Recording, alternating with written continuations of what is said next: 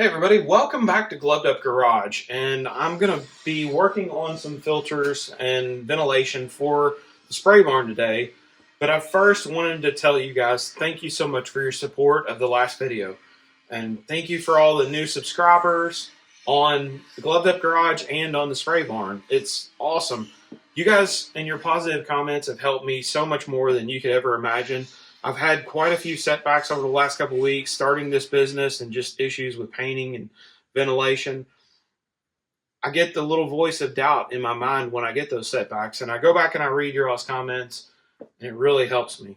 So thank you again for all of that. In the background, you're going to hear my son out there working on his 94 Mustang GT. He's doing a little bit of body work on that car. He's taking off some bent metal and putting on new metal. So we'll get to that eventually. I'll make a little video about his car and what all he's doing. Today I'm going to build a frame out of these 2x4s to hold 4 of these box fans in a vertical stack. And I believe that will be enough to help clear out that spray booth. And I use the term spray booth. Basically, I've got plastic curtains hung from the ceiling and just kind of cordon off an area inside the barn that I can paint in that's somewhat cleaner than the rest of the barn. Now, eventually, I'm going to enclose all of that in plastic. Phase 2, if you want to call it that, will be building an actual spray booth inside the barn. But for now, I've got some stuff that I've got to get knocked out, and I need that booth active.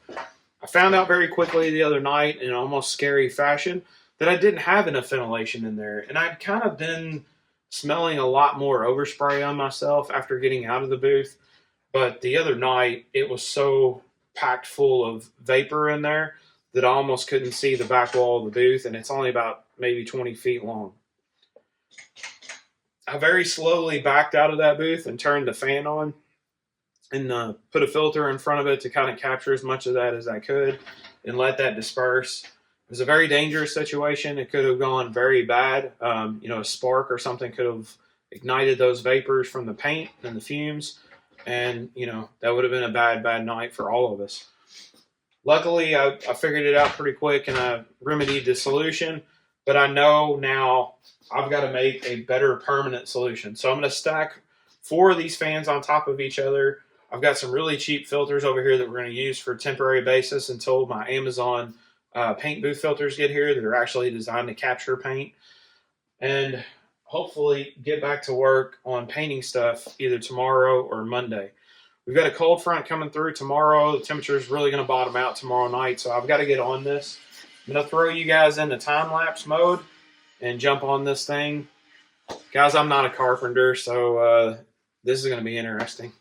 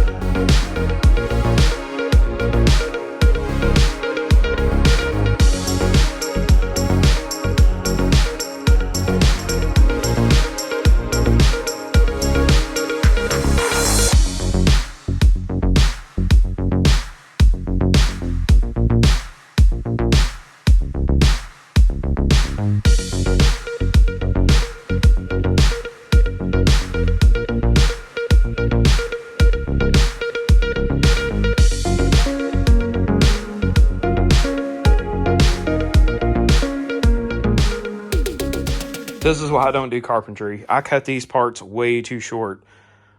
The fan is 20.5 inches wide, and for some reason in my mind, I thought that I needed to include the outside dimension of the studs in that and then cut those to 17.5. I don't know. This is why I don't do this every day. So now I got to go back and cut up another stud, probably two, to get the pieces 20.5 that go above and below the fans.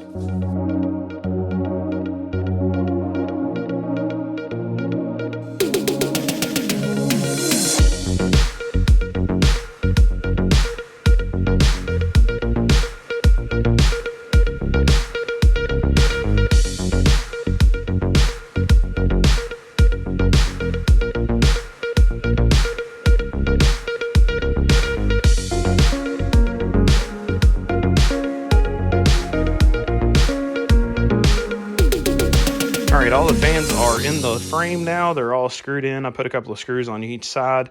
I was checking earlier to make sure that there was no like electric that ran through the sides. It doesn't. It looks like it runs through the middle from like the top down. So I should be okay there.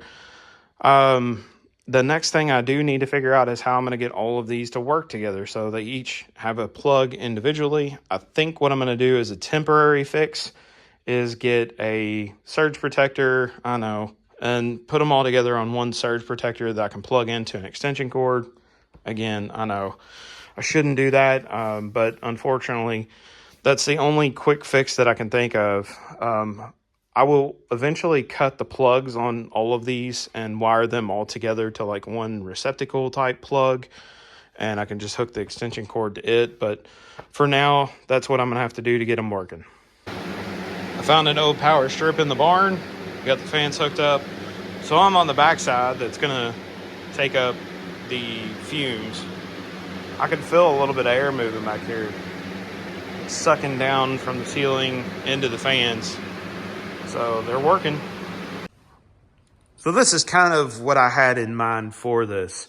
The barn doors will close up against these fans. I do need to come up with some sort of block off for the top and for the bottom just to kind of make all of the air go through the fans. I'm going to add filters to the backside of this fan stack, I guess you could call it, or fan rack, whatever you want to call it. And from there, I'm going to replace this power strip. I found like a 4-way splitter that I think will be better. It's actually designed to flow a lot of power for saws and stuff like that. So I'm going to swap out the power strip for that 4-way splitter. And I think that's going to be pretty much it. This should work really good. So the next time you'll see this is in operation on the spray barn. I've got to get some heat on out here. It is freezing cold. Right after I made this video, we had a cold front come through, and it's like 26 degrees out here in the barn. You can see there's some overspray that's been captured in these filters because, well, it's been a couple weeks since that last clip. This works out great for a temporary solution. It does have its drawbacks. It's not moving enough air from the back of the shop up here to the front, which, I mean, I really can't expect 4 box fans to move air 30 feet with overspray and stuff suspended in it. So it's okay. It does make it a little safer. This probably would have been better had I not expanded the booth out to all of the walls. If the booth was a little smaller booth, it would probably be okay. But now I'm moving air in a room that's 24 feet wide, 30 feet deep, and 10 feet tall. That's a lot of air, even for 4 small box fans. So the more permanent solution would be to add more fans in the back of the room with filters on them to push that air forward, or take air out the back of the barn. The most permanent solution would be to put a booth in here. Guys, I'm going to look at a booth today. A friend of mine reached out to me. He's got a booth in his shop. It's in his way. He doesn't use it. And he had asked if I would be interested in it. So I'm going to go check it out and see if I can make that deal happen.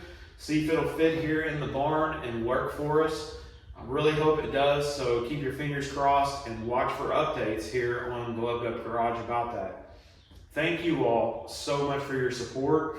Again, thank you for your positive comments, all of the feedback, all of the advice, your prayers, your well wishes, all of that stuff. Keep it coming. Thank you guys so much, and remember to stay gloved up.